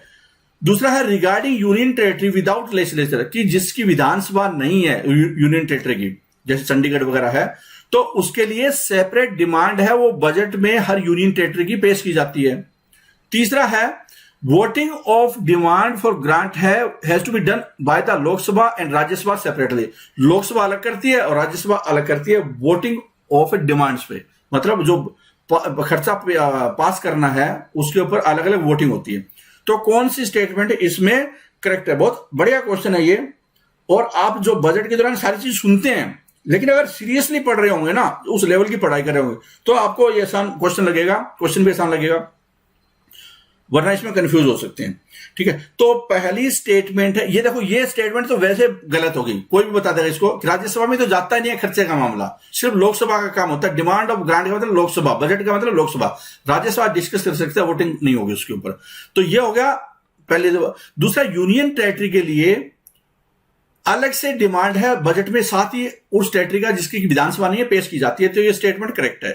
और पहली स्टेटमेंट है कि एनुअल फाइनेंशियल स्टेटमेंट मतलब बजट के साथ में ही सारी डिमांड ऑफ ग्रांट हर मंत्रालय की पेश कर दी जाती है, ठीक है। तो ये स्टेटमेंट बिल्कुल करेक्ट है। तो पहली दूसरी करेक्ट आंसर क्या हो जाएगा? ए इसका आंसर हो जाएगा। अगले क्वेश्चन पे आ जाते हैं, अगले क्वेश्चन पे आ जाते हैं। और ये आर्टिकल कौन सा होता है इसके संबंधित? आर्टिकल 113 है। थोड़ा और पढ़ना है आपको तो इस पे पीडीएफ में देख लेना, सॉल्यूशन एक्सप्लेनेशन है पीडीएफ में, हर क्वेश्चन की एक्सप्लेनेशन है डिटेल में। Executive officer of the cantonment board is appointed by. Cantonment board होता है, कई जगह पे कैंट है, जैसे दिल्ली में कैंट है, अंबाला कैंट, हिसार कैंट, इस तरह के आप कैंट का नाम सुना होगा, वहां पे कैंटोनमेंट बोर्ड होता है। और वहां पे जो सिविलियन होते हैं ना, उसके लिए म्युनिसिपलिटी आप बोल सकते हैं उसको, एक इसमें म्युनिसिपलिटी सिविलियन की, उसको कैंटोनमेंट बोर्ड बोला जाता है। और उसका जो एग्जीक्यूटिव ऑफिसर होता है, उसका सीईओ बोल सकते हैं, उसका मुखिया होता है, इज अपॉइंटेड बाय। समझ गए होंगे क्वेश्चन तो, कि उसका जो मुखिया होता है कैंटोनमेंट बोर्ड का, वो किसके द्वारा अपॉइंट किया जाता है? तो यह है president of the board, board के प्रेसिडेंट द्वारा, या डिफेंस सेक्रेटरी द्वारा, या chief secretary of the state, या फिर क्या है कि प्रेसिडेंट ऑफ इंडिया द्वारा, या प्रेसिडेंट ऑफ इंडिया द्वारा होता है। तो बताइए क्या आंसर होगा? इसका राइट आंसर क्या है? प्रेसिडेंट ऑफ इंडिया इसका राइट आंसर हो जाएगा, डी। प्रेसिडेंट ऑफ इंडिया द्वारा होता है। मतलब ये छोटी पोस्ट नहीं है, वैसे बड़ी पोस्ट है ये। जो जैसे आईएएस होता है ना, उसी तरह से क्या होता है कि जो डिफेंस से रिलेटेड है, उसके कैंटोनमेंट के जो जिसको अलाइड फोर्सेस बोलते हैं, अलाइड सर्विसेज, उसी के तहत होता है ये, वो ऑफिसर होता है, ठीक है। The need for a separate parliamentary committee on public undertaking was first visualised by. Public undertaking committee होती है पार्लियामेंट में, एस्टिमेट कमेटी होती है पार्लियामेंट में, पब्लिक अकाउंट कमेटी होती है पार्लियामेंट में। तो ये कमेटियां होती है, उसमें एक कमेटी है पब्लिक अंडरटेकिंग, इसकी अलग से कमेटी हो इसके लिए। मतलब ये पब्लिक अंडरटेकिंग कमेटी की जो डिमांड है या नीड है, ये सबसे पहले किसने विजुअलाइज की थी, किसने बताया कि भैया ये नीड है और इसको करो, ठीक है, इसको करो, ये किसने बोला, ठीक है। तो इसका राइट आंसर है वो है सी। इसका राइट क्या है? Lanka Sundaram. First proposal for separate committee had been raise by Lanka Sundaram in 1953 stating the inadequacy of public. उन्होंने बोला कि जो पब्लिक अकाउंट कमेटी और एस्टिमेट कमेटी उनसे काम नहीं चल रहा, क्योंकि जो पीएससी उस टाइम में पीएससी का बहुत बोलबाला था, बहुत सारी क्रिएट हो रही थी, तो उन्होंने बोला कि इसके लिए स्पेशल कमेटी होनी चाहिए, जिसका बाद में फिर उसके बन भी गई थी। अगला क्वेश्चन है 778, who or which of the following has called the erstwhile planning commission as the economic cabinet not merely for the union but also for the states. किसने ये बोला प्लानिंग कमीशन को, जो पहले होता था ना प्लानिंग कमीशन, उसको कि ये इकोनॉमिक कैबिनेट है, न सिर्फ राज्यों की बल्कि न सिर्फ केंद्र की बल्कि राज्यों को भी। कहने का मतलब है कि जो प्लानिंग कमीशन उसको इस पावरफुल भाषा में उसकी बढ़ा चढ़ाकर तारीफ ये बोल सकते हैं, या इसको इस रूप में बोला गया भैया ये तो इकोनॉमिक कैबिनेट है देश की। तो ये बात किसने बोली थी, ये बात किसने बोली थी स्टेटमेंट? तो इसका राइट आंसर क्या है? अशोक चंद, चंदा बोल सकते हैं, अशोक चंद, अशोक चंद, डी इसका आंसर है। अशोक चंद है वो जाने माने एडमिनिस्ट्रेटिव एनालिस्ट है, थिंकर है वो, ठीक है, थिंकर है। Undefined position of the commission and it's wide term of reference. इसका एक तो क्या काम कोई फिक्स नहीं है, दुनिया भर के एक काम है और बहुत ज्यादा इसको एक रिस्पॉन्सिबिलिटी दे दी गई है, बहुत ज्यादा डोमिनेट करता है राज्यों के ऊपर भी ये, तो इसलिए इसका नाम है, इसको इकोनॉमिक कैबिनेट है वो बताया गया। Which of the following distinguishes the audit of CAG from the audit made by the professional auditors? कि निम्नलिखित में से देखो 4 टाइप के यहां पे ऑप्शन दिए हुए आपके पास में। ऑडिट का जो कैग है उसका खास ऐसा काम जो कि दूसरों से, दूसरे टाइप के ऑडिटर्स को, प्रोफेशनल ऑडिटर से उसको अलग करता है, वो क्या है? बहुत ही इंटरेस्टिंग क्वेश्चन है, बहुत ही इंटरेस्टिंग क्वेश्चन है, ठीक है। तो आपको बताना है कि ये क्या है। तो इसका राइट आंसर क्या होता है? ऑडिट ऑफ ए प्रॉपर्टी, मतलब औचित्य का ऑडिट करना। इसका मतलब समझाता हूं मैं क्या है। एक तो क्या होता है, अकाउंट का ऑडिट करता है कि इतना खर्चा एक कानून के मुताबिक ऑडिट करता है कि इसका रूल बना था, मतलब इसके लिए, इस काम के लिए इतना बजट दिया गया था, इतना खर्चा हो गया, वो ऑडिट हो गया। फिर क्या है अकाउंट्स का, कि खर्चों में इधर उधर हेराफेरी इतनी, चलो वो ऑडिट हो गया, अकाउंट्स का ऑडिट हो गया। एक होता है ऑडिट ऑफ प्रॉपर्टी, मतलब कि औचित्य होना। जैसे कि इसका टिपिकल केस है, अभी आजकल चर्चा में कम है, पहले बहुत चर्चा में होता था।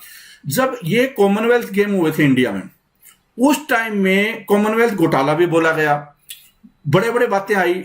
जैसे कि एग्जांपल के तौर पे उसमें क्या था कि लैपटॉप किराए पे लिए गए और एक लैपटॉप किराए 10 पे लिया गया 10 लाख रुपए का, ठीक है। आप जब उसके खर्चे सुनोगे किराए की चीजों के, भी हैरान हो जाओगे। पंखे किराए पे कितने के? कोई 80,000 का पंखा किराए पे, फिर कोई चेयर किराए पे, या ये जो टीवी किराए पे, वो कितने के? 5-5 लाख की टीवी किराए पे। तो इसका मतलब क्या है? ये जब ऑडिट किया कैग ने, तो इसको इस ऑडिट के अंतर्गत लाया उसको, ऑडिट ऑफ प्रॉपर्टी, कि भैया ये तो अनाप शनाप खर्चा कर दिया। और इसी वजह से क्या है, कलमाड़ी का नाम सुना होगा आपने, पहले ओलंपिक कमेटी के वो भारत की तरफ से वो अध्यक्ष थे, तो वो जेल में गए और इसको कॉमनवेल्थ घोटाला भी बोला गया। और जिसमें कि शीला दीक्षित का और इसका भी नाम आया, बाद में अरविंद केजरीवाल ने भी इनको बोला। अन्ना हजारे का आंदोलन था, वो एक्चुअल में कॉमनवेल्थ घोटाला या ऑडिट ऑफ प्रॉपर्टी का बेस था, ठीक है। तो हो सकता है कुछ बच्चों को पता हो, अखबार वगैरह पढ़ते हो, उसको लिंक कर पाए हो, मुझे नहीं पता, लेकिन फिर भी मैंने आपको थोड़ा हिंट दे दिया क्या है ये, ठीक है। या दूसरे शब्दों में बोलिए कि आप मान लो चंडीगढ़ से दिल्ली जाते हैं, बस का किराया है, गवर्नमेंट ऑफिसर है आप, ठीक है, और आपने क्या कि बिल में दिखा दिया उसको 10,000 रुपए किराया, ठीक है। तो क्या बोलता है, भैया 10,000 का किराया, बस का किराया 10,000 जाने का, इससे अच्छा तो आप पुरानी स्कूटी ले लेते, 10,000 में चले जाते। वो ये बोल रहा है। तो वो कौन सा ऑडिट हुआ? ये वाला जो मैंने बताया।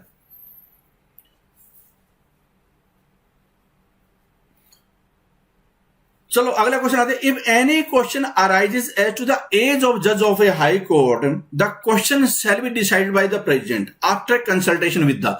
क्वेश्चन क्या है कि मान लो कोई मुद्दा आ जाता है एक हाई कोर्ट के जज की एज का, जैसे कि आर्मी चीफ का केस आया था जब VK Singh chief of army थे, उनकी एज का मामला था, सुप्रीम कोर्ट में मामला आया था, ठीक है। तो ऐसे ही कि एज है पुराने जमाने में होते थे कि कौन सी एज होगी, कोई सर्टिफिकेट कहीं से होते थे, कोई राशन कार्ड के होते थे, मिसमैच हो जाते थे। ठीक है, तो यहां पे आ जाता है कि हाई कोर्ट की जज का एज का कोई मामला आ जाए तो ये क्वेश्चन है कौन डिसाइड करेगा? Decide bye the president after consultation with, किससे कंसल्ट करेगा? वो chief justice of the concern high court से या गवर्नर से करेगा, उस राज्य के गवर्नर से, या अटॉर्नी जनरल ऑफ इंडिया जो कि लॉ ऑफिसर होता है इंडिया का सबसे बड़ा, या चीफ जस्टिस ऑफ इंडिया से करेगा। तो इसका राइट आंसर क्या है? इसका राइट आंसर है D, chief justice of India है, उससे वो करेगा। आर्टिकल 217 के तहत अपॉइंटमेंट एंड कंडीशन ऑफ जजेस है हाई कोर्ट की, वो दी हुई है। ठीक है, अगला क्वेश्चन पे आ जाते हैं। Which of the following is not correct about A cantonment board? अब फिर दोबारा कंटोनमेंट बोर्ड का आ गया। मैंने समझा भी दिया था उसमें कि कंटोनमेंट बोर्ड है वो होता कहां पे है, क्या है वो।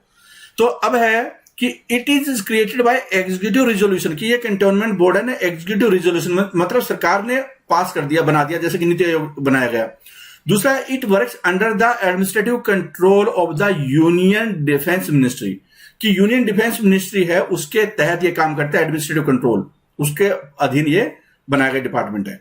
तीसरा है कि it is established for municipal administration for civilian population in the cantonment area, कि ये जो कंटोनमेंट एरिया होता है उसकी जो सिविलियन पॉपुलेशन होती है, एक डिफेंस वाली होती है, मिलिट्री वाली, और एक होती है सिविलियन पॉपुलेशन वहां पे, तो उसके लिए ये बनाया गया है। और चौथा है ये it is a statutory body, it is a statutory body. तो निम्नलिखित में से कौन सा करेक्ट नहीं है?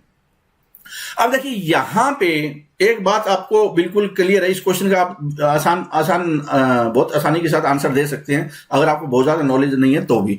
यहां पे देखो ये एग्जीक्यूटिव हो गया, एग्जीक्यूटिव एक्शन हो गया, रेजोल्यूशन हो गया, और ये स्टैट्यूटरी बॉडी होगी। अब दो एक साथ तो हो नहीं सकते, या तो स्टैट्यूटरी बॉडी होगी या एग्जीक्यूटिव रेजोल्यूशन होगा, दो एक साथ नहीं हो सकते। तो इसलिए इसका जो गलत हुआ ना, तो ये ए हुआ, क्योंकि ये एक बड़ा मामला है। और ये एक्चुअल में क्या है कि 2006 में ये कंटोनमेंट एक्ट बना है, लेजिस्लेशन पार्लियामेंट में एक्ट बना है, सेंट्रल गवर्नमेंट ने एक्ट बनाया है। ठीक है, तो कई बार ये भी आ सकता है ये एक्ट कब बना फिर कंटोनमेंट वाला, ये भी तो क्वेश्चन हो सकता है ना। तो आगे देखिए कि which of the following statement is incorrect, निम्नलिखित में से कौन सी स्टेटमेंट गलत है?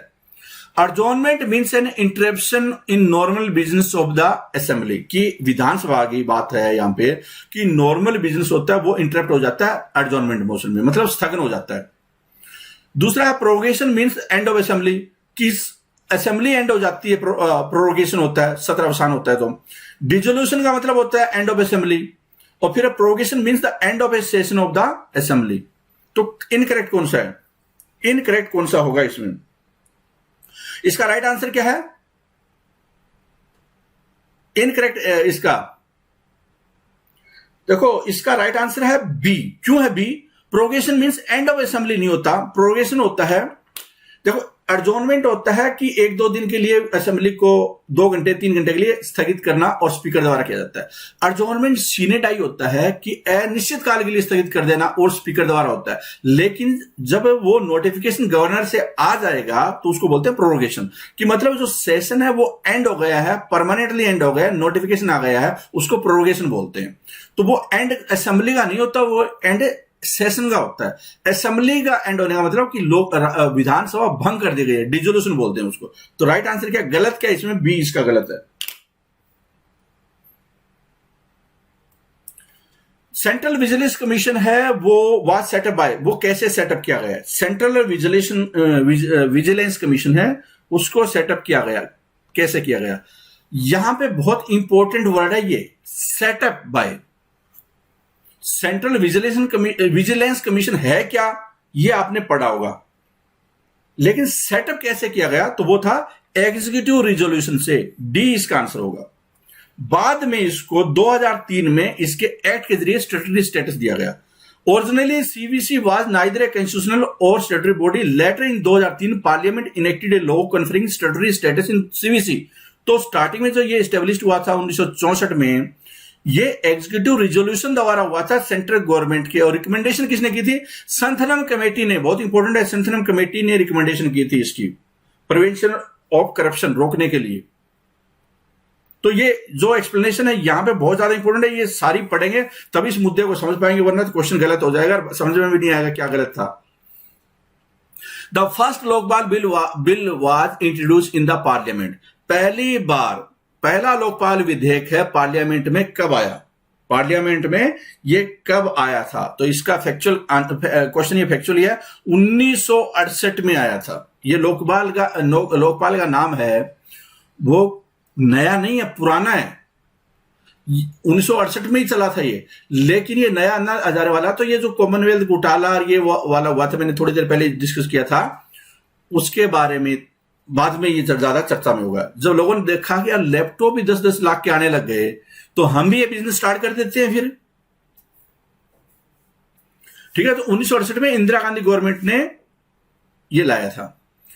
आगे अगला क्वेश्चन है 785, consider the following statement regarding whip in parliament parlance, कि पार्लियामेंट की भाषा में, संसदीय बोलचाल में व्हिप क्या है? आपने सुना होगा अखबारों में कि बीजेपी ने व्हिप जारी कर दिया, कांग्रेस ने व्हिप जारी कर दिया, जेडीयू ने व्हिप जारी कर दिया, बसपा ने व्हिप जारी कर दिया।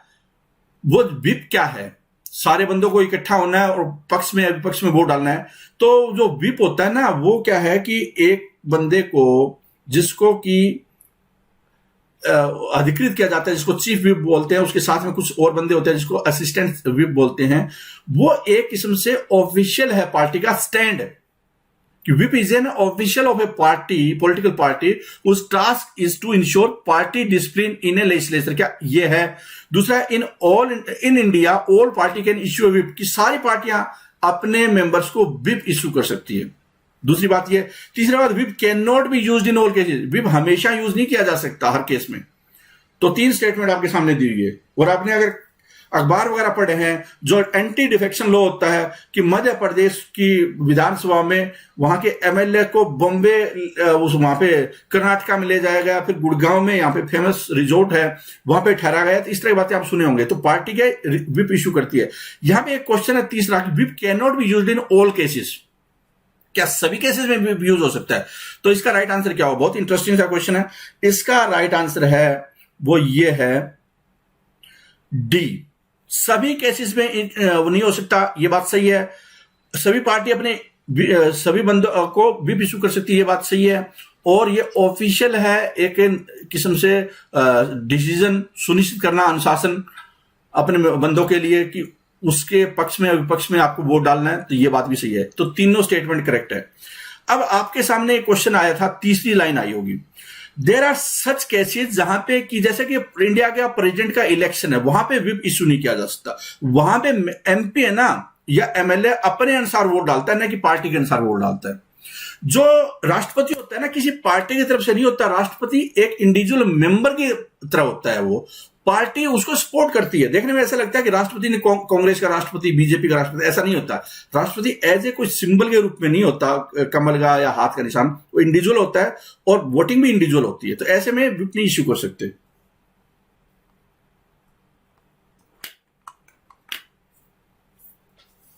The term cabinet is mentioned in which of the following article of the constitution. क्या दिया हुआ है कि द टर्म कैबिनेट है, जैसे हम लोग बोलते हैं ना मंत्रिमंडल, एक होता है मंत्री परिषद, काउंसिल ऑफ मिनिस्टर, एक होता है कैबिनेट।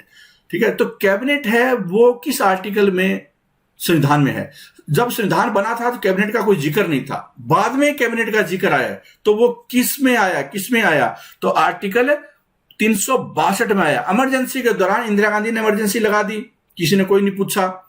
जब बाद में ये रियलाइज किया गया कि जो कैबिनेट है उसकी रिटन रिकमेंडेशन चाहिए राष्ट्रपति के पास में, तभी वो इमरजेंसी लगा सकते हैं।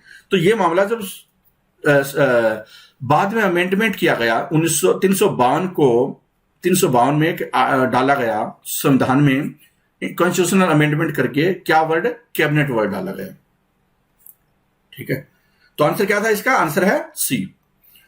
आगे चलिए, the main objective of the national development council. अब एक एनडीसी का थोड़ी देर पहले भी जिक्र आया था, अब आ गया दोबारा नेशनल डेवलपमेंट काउंसिल। आजकल ये भंग नहीं की गई है। देखो, नीति आयोग आया, पहले प्लानिंग कमीशन था। प्लानिंग कमीशन को मैनेज करने के लिए इसके ऊपर एक एडमिनिस्ट्रेटिव बॉडी थी, नेशनल डेवलपमेंट काउंसिल, जो कि इंडिया की सबसे बड़ी एडमिनिस्ट्रेटिव बॉडी बोल सकते हैं। थोड़ी देर पहले भी जिक्र आया था इसका। अब एनडीसी का रोल क्या है? क्या एनडीसी नहीं रही? एनडीसी तो है। क्या नीति आयोग के बाद में होने के बाद में इसका काम क्या है? फिर ये आजकल कुछ नहीं करती। जैसे अलके अडवाणी है वो कुछ नहीं करते, मुरली मनोहर जोशी है कुछ नहीं करते, तो ऐसे ही उसको साइड में डाला गया है। बस ये है कि इसको भंग नहीं किया, ठीक है। तो main objective of the end, लेकिन अब इसका मतलब है तो सही ना संविधान में, ये मतलब संविधान में तो सॉरी नहीं है ये, लेकिन एसेस तो है ये ना। तो एनडीसी भंग नहीं की गई, तो लेकिन एनडीसी का क्वेश्चन आते हैं, और एनडीसी का ऑब्जेक्टिव क्या है या क्या था। तो यह है to promote common economic policy in all vital sphere, क्या टू स्ट्रेंथन, और मेन ऑब्जेक्टिव पूछा, इसके कई और ऑब्जेक्टिव है, लेकिन जब आप पढ़ेंगे इसका खाका ड्राफ्ट इसका, तो आप देखेंगे कि ये मेन ऑब्जेक्टिव है इसका, और ये क्या है, उस ऑब्जेक्टिव को सपोर्ट करने के लिए ऑब्जेक्टिव है, सब ऑब्जेक्टिव बोल सकते हैं। तो मेन ऑब्जेक्टिव क्या था इसका, ठीक है। तो क्वेश्चन आपका ये बन रहा है। तो इसका जो मेन ऑब्जेक्टिव था ना, वो था to secure cooperation of states in execution of the plan. जो प्लान बनाई ऑल इंडिया लेवल पे, उसको एग्जीक्यूट कराना है, और क्योंकि सभी राज्यों के मुख्यमंत्री थे, तो उससे सभी का कोऑपरेशन चाहिए, ये इसका मेन मकसद था एनडीसी का।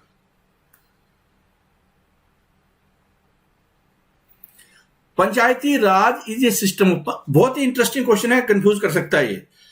पंचायती Raj is a system of, क्या है Panchayati Raj, local government, local administration, local self government, या रूरल लोकल सेल्फ गवर्नमेंट। क्या एग्जैक्टली इसकी टर्म है जो डिफाइन करती है किस तरह का सिस्टम है पंचायती राज, एग्जैक्ट क्या है ये, ठीक है। तो इसका राइट आंसर क्या होगा, आपको समझना है इस क्वेश्चन को, वरना कंफ्यूजन में आकर सीधा पहले भी आंसर दे देंगे, पता चला तीनों नोट ही नहीं किए।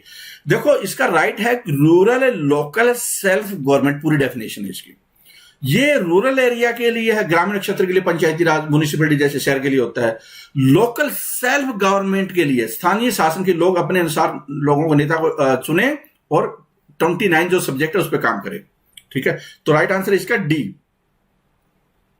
अगला है क्वेश्चन है कि 789 article 154 states that the governor can exercise his executive authority either directly or through officer subordinate to him। the word subordinate include, बहुत इंटरेस्टिंग वर्ड है ये, क्या है कि आर्टिकल 154 बोलता है गवर्नर के, ऐसा लिखा है ना वहां पे कि गवर्नर है अपनी ड्यूटी को, governor can exercise his executive authority, या तो डायरेक्टली कर सकते हैं, या क्या है कि और through officer subordinate to him.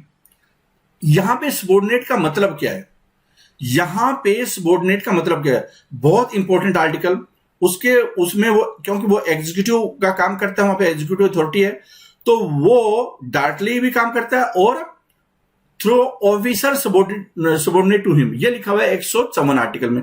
यहां पे सबॉर्डिनेट का मतलब फिर क्या है, तो इसका राइट आंसर क्या है, इसका राइट आंसर है यहां पे all minister and the chief minister. इसका राइट आंसर है ऑल मिनिस्टर। देखो जो council of minister headed by chief minister होगा वहां पे, तो जो मंत्री और जो मुख्यमंत्री है वो सारे सबॉर्डिनेट के अंतर्गत आते हैं, मतलब उसकी एडवाइस के जरिए, उसके थ्रू काम करता है गवर्नर, ठीक है। तो राइट आंसर क्या है इसका, ए इसका राइट आंसर है। अगला क्वेश्चन है कि which of the following is not correctly matched, निम्नलिखित में से कौन सा करेक्टली मैच्ड नहीं है। Article 153 officer of the governor, office of governor sorry, article 153 में ऑफिस ऑफ गवर्नर है, उसके बारे में वृत्तांत है, क्या ऐसा है। आर्टिकल 156 में term of the office of governor के, गवर्नर का कार्यकाल कितना होगा ये है। Article 154 executive authority of governor, जैसे अभी ऊपर आया था थोड़ी देर पहले आया था executive authority of the governor, वो जो आया था 154 वाला, इसका मतलब ये करेक्ट हो ही जाएगा। आर्टिकल 155 रिमूवल ऑफ गवर्नर, क्या ये है, तो इसका राइट आंसर क्या है, ये नहीं है। बाकी सारे ठीक है, ये नहीं है, ये रिमूवल नहीं है, ये अपॉइंटमेंट है, ये रिमूवल नहीं है, ये अपॉइंटमेंट है। Governor of a state shall be appointed by the president by warrant under his hand and seal, article 155, ठीक है। चलो आगे देखते हैं। According to the Balwant Rai Mehta committee, district collector should be, Balwant Rai Mehta committee का संबंध किससे है, पंचायती राज से, इतना तो आपने पढ़ा होगा जरूर, और ये कब 1956 में भी आपने ये पढ़ा होगा। लेकिन आगे भी पढ़ा है क्या, डिस्ट्रिक्ट कलेक्टर शुड बी क्या है, kept out of the zila parishad, a non voting member of zila parishad, member of zila parishad with the right to vote, और chairman of the zila parishad. क्या बोला था उन्होंने बोला था कि बलवंत राय मेहता कमेटी ने कि डिस्ट्रिक्ट कलेक्टर को जिला परिषद का चेयरमैन बना दीजिए, डी इसका आंसर है, ये रिकमेंडेशन थी। ठीक है, आगे देखिए, money bill can be introduce in the state legislature only on the recommendation of, आसान सा क्वेश्चन है कि मनी बिल है राज्य विधानसभा में किसकी अनुमति से, किसकी रिकमेंडेशन से इंट्रोड्यूस हो सकता है। तो इसका राइट आंसर क्या होगा, गवर्नर की रिकमेंडेशन से इंट्रोड्यूस हो सकता है। डी इसका आंसर है, गवर्नर की रिकमेंडेशन से। जो मनी बिल है या नहीं है, जब आप इस तरह क्वेश्चन आते हैं कि विधानसभा में मनी बिल है नहीं है, फाइनल डिसीजन कौन लेता है, तो ये फिर स्पीकर लेता है वहां पे, लेकिन आएगा कैसे मनी बिल वहां पे, तो वो रिकमेंडेशन होगी गवर्नर की। डिस्ट्रिक्ट जजेस आर अपॉइंटेड बाय, डिस्ट्रिक्ट जजेस है वो अपॉइंटमेंट है वो कौन करता है, डिस्ट्रिक्ट जज की अपॉइंटमेंट, डिस्ट्रिक्ट जजेस की अपॉइंटमेंट है वो कौन करता है, तो गवर्नर ऑफ द स्टेट है in consultation with high court वो करता है। तो डी इसका आंसर हो जाएगा। आप चाहें तो पढ़ सकते हैं कि it is one of the judicial power of governor, he makes appointment, कि वो अपॉइंटमेंट करता है, पोस्टिंग बताता है, प्रमोशन करता है डिस्ट्रिक्ट जज की, और किससे, स्टेट हाई कोर्ट से कंसल्टेशन करके। ये सारी लाइनें इंपॉर्टेंट है। Joint public service commission can be created, आपने ये पढ़ा हुआ यूपीएससी, फिर पढ़ा हुआ state public service commission, UPPCS, HCS, Haryana public service commission, Rajasthan public service commission, ये पढ़ा हुआ, और यूपीएससी पढ़ा हुआ। एक होता है ज्वाइंट पब्लिक सर्विस कमीशन, ये कैसे क्रिएट हो सकता है, an order by the president, sorry an order of the president, resolution of Rajya Sabha, act of parliament, या resolution of the concerned state legislature. ये कैसे होता है, ये कैसे होता है, तो इसका राइट आंसर क्या होगा, पार्लियामेंट में एक्ट के जरिए, पार्लियामेंट में एक्ट के जरिए। क्या है ये कि constitution make a provision for the establishment of joint public service commission for 2 और मोर स्टेट, कि 2 या 2 से ज्यादा राज्यों के लिए एक प्रोविजन कर दिया गया संविधान में कि joint public state public service commission है वो क्रिएट किया जा सकता है।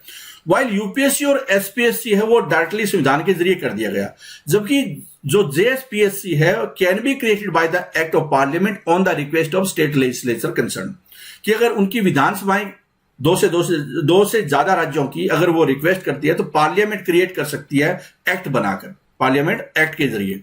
ठीक है, तो बहुत इंपॉर्टेंट लाइन है, पढ़नी जरूरी है, तभी ये बात समझ में आएगी कि मामला क्या था। 795 क्वेश्चन है, कंसीडर द फॉलोइंग स्टेटमेंट, कुछ स्टेटमेंट दी हुई है नीचे। Governor in consultation with high court can court appoints and promote district जजेस इन ए स्टेट, क्या गवर्नर हाई कोर्ट के जरिए, हाई कोर्ट से कंसल्ट करके डिस्ट्रिक्ट जज को अपॉइंटमेंट और प्रमोट करते हैं क्या? पहली स्टेटमेंट तो ये थोड़ी देर पहले आया था, अगर याद है आपको तो इसका बिल्कुल समझ में आ जाएगा आपको क्या मामला है। दूसरा, pardoning power of president is an executive action and is independent of judiciary, कि राष्ट्रपति का जो समाधान का अधिकार है वो जुडिशरी से उसका कोई लेना देना नहीं है, वो एग्जीक्यूटिव एक्शन है। एग्जीक्यूटिव एक्शन का मतलब कि जो गृह मंत्रालय है या काउंसिल ऑफ मिनिस्टर है वो उसको रिकमेंड करेंगे, वो वाला, ठीक है, उसका जुडिशरी से कोई लेना देना है, क्या वो पावर है उसके पास में पार्डनिंग की, ठीक है। या फिर वो क्या है कि जैसे अपील के जरिए वहां पे करेंगे, फिर जिरह होगी, ठीक है, वकील बैठेंगे, क्या ऐसा होता है राष्ट्रपति के पास में, या एग्जीक्यूटिव एक्शन होता है? तो ये क्वेश्चन है, बताओ दोनों स्टेटमेंट करेक्ट है या रॉन्ग है? तो ये दोनों ही स्टेटमेंट है वो बिल्कुल करेक्ट है, ये बिल्कुल स्टेटमेंट, ये बिल्कुल सही स्टेटमेंट है।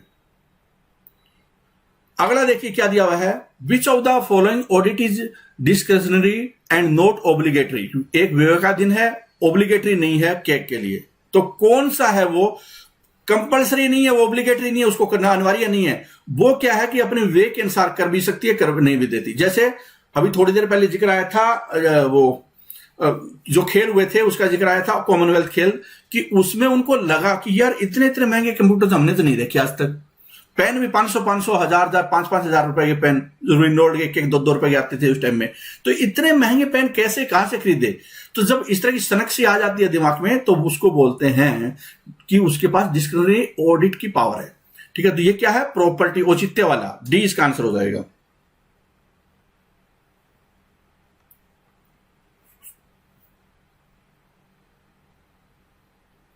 (797) Which of the following constitutional amendment act provided for the appointment of the same person as the governor for 2 or more state?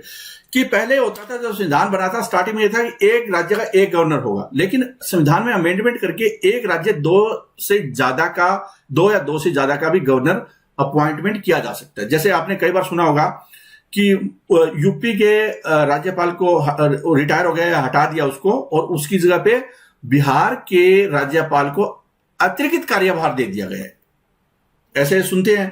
तो ये जो 2 या 2 से ज्यादा राज्य वाला फंड है, वो कौन सा संवैधानिक संशोधन था? तो इसका राइट आंसर क्या होगा? बी इसका राइट आंसर है। 7वां संवैधानिक संशोधन, 7th संवैधानिक संशोधन है 1956 में। ठीक है, आगे देखिए, डिस्ट्रिक्ट एंड सेशन जज work directly under the control of. District जज होते हैं और सेशन जज होते हैं। ठीक है, सेशन जज वो क्रिमिनल वाले, सजा देने वाले। आपको बताना है कि ये डायरेक्टली किसके अंडर काम करते हैं। तो इसका राइट आंसर क्या है? ये करते हैं हाई कोर्ट के अधीन। कंट्रोल इनको कौन करता है? हाई कोर्ट करता है इनको कंट्रोल। रिपोर्टिंग किसको होती है? हाई कोर्ट को होती है, हाई कोर्ट को। ठीक है, आंसर क्या है इसका? डी। क्वेश्चन नंबर 799 है कि state shall take steps to organise village panchayat and endow them with such power as may be necessary to enable them to function as units of self government. This provision is mentioned in. कि राज्य है वो कुछ step उठाएगा, village पंचायतें हो उस राज्य में, और उन्हें पावर मिले, और स्पेशल सेल्फ गवर्नमेंट की यूनिट बनाई जाएगी, और उसको काम करने के इनेबल किया जाएगा। ऐसा जो प्रोविजन है वो कहां पे मेंशन है? कहां पे राज्यों को ये निर्देश दिए गए हैं? कहां पे राज्यों को सेल टेक स्टेप्स, राज्य ऐसा करे, सिद्धांत है ये, नीति निर्देशक सिद्धांत है, ये कहां पे है? तो आप सीधा बोल सकते हैं कि ये तो स्टेटमेंट, क्वेश्चन ऐसे भी हो सकता है ना, राज्य को डायरेक्शन देने के लिए क्या है संविधान में, कौन सा पार्ट है संविधान में, पार्ट कौन सा है? तो ये है पार्ट 4, जिसमें कि नीति निर्देशक सिद्धांत है, directive principle of state policy. ये डायरेक्शन दी गई है ना स्टेट को कि राज्य को ऐसा करना है। ठीक है, तो ये क्या है? डी है इसका आंसर। और आर्टिकल 40 में है संविधान में, आर्टिकल 40 में पार्ट 4 में है ये। पार्ट 3 किससे रिलेटेड होता है? फंडामेंटल राइट से। क्वेश्चन नंबर आ जाता है 800, the most important legislative power of the governor. Governor की सबसे महत्वपूर्ण जो लेजिस्लेटिव पावर होती है वो कौन सी है? लेजिस्लेटिव पावर, विधायी शक्ति। ठीक है, nominating members to the state legislature, issuing ordinance, assenting bills passed by the state legislature, या dissolving the state legislative assembly. कौन सी उसके पास सबसे बड़ी पावर होती है? ठीक है, तो इसका राइट आंसर क्या है कि उसके पास विधायिका से रिलेटेड। विधायिका का मतलब क्या होता है? कानून बनाना। तो कानून कौन सा बनाने की पावर है उसके पास? और तो कोई कानून नहीं बनाता, बस वो ऑर्डिनेंस इशू करता है। तो ऑर्डिनेंस इशू करने की पावर है सबसे बड़ी पावर, ऑर्डिनेंस इशू की। वरना लेजिस्लेटिव पावर तो किसके पास है? राज्य की विधानसभा के पास है, सरकार के पास तो होती नहीं है। तो इश्यू इस केस में ऑर्डिनेंस करके उसके पास ये विधायिका की पावर है, मतलब कानून बनाने की पावर है। बी इसका राइट आंसर हो जाएगा। तो मैं उम्मीद करता हूं, और वो किसी टाइम में भी ऑर्डिनेंस वापस भी ले सकता है, ये भी पावर उसके पास है, किसी भी टाइम में वापस ले सकता है।